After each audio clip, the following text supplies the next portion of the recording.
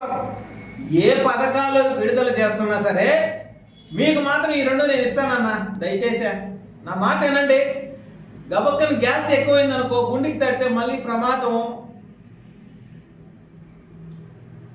ఇటీవల కూటమి ప్రభుత్వం ఇచ్చిన హామీలన్నీ కూడా అన్నదాత సుఖీభవ ఆ పేరులోనే ఉంది.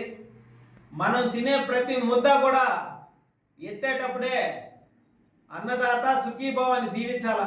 ఆ అన్నదాత సుఖంగా ఉంటే బాగుంటే మనం తినే అన్నం కడుపు నిండా తిని ఆరోగ్యంగా ఉండి రాబోయే రోజుల్లో మన తరాలు కూడా బాగుంటాయి.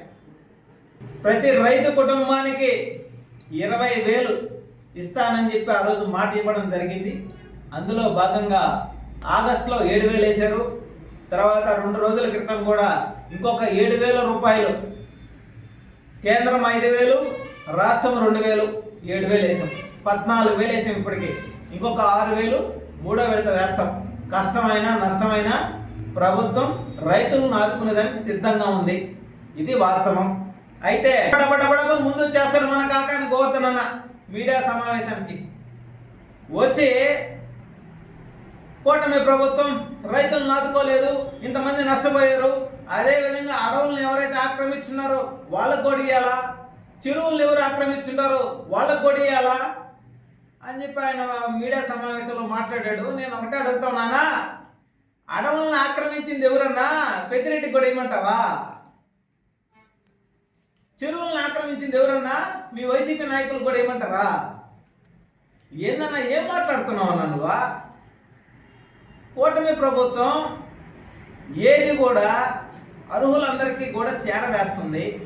మీకు ఒప్పల, మీ నాయకుడికి ఒప్పల, గ్యాస్ ఎక్కువైపోతుంది.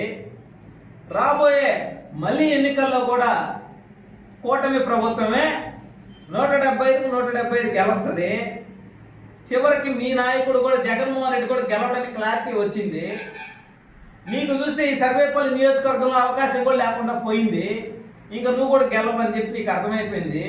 ఎందుకనంటే ఈరోజు ఈ సర్వేపల్లి నియోజకవర్గంలో పొలాల్లోకి కాలువల దగ్గర నుంచి గ్రామాల్లో కాలువలు క్లీన్ చేసేదాకా, పంచాయతీల్లో పేద గిరిజనులకి అన్ని విధాల ఇల్లు కట్టించే కాడి నుంచి, వాళ్ళకి ఆధార్లు ఇప్పించే కాడి నుంచి, వాళ్ళకి రేషన్ ఇప్పించేదాకా కూటమి ప్రభుత్వం సర్వేపల్లి శాసనసభ్యులు సోమిరెడ్డి చంద్రమోహన్ రెడ్డి గారు కంటికి రెప్పలాగా కాపాడుతున్నాడు.